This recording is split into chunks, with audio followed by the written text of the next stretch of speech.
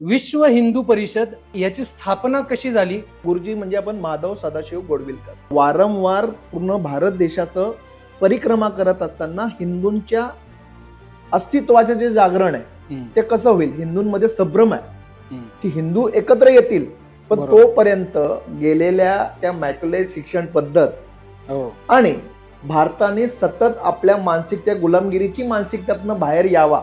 पण हिंदू समाज जर एकत्र यायचा असेल तर पहिल्या हिंदूंच्या आतल्या जो जातीपातीचा विखडा या सगळ्या लोकांनी घालून दिलेला होता तो आधी दूर करावा.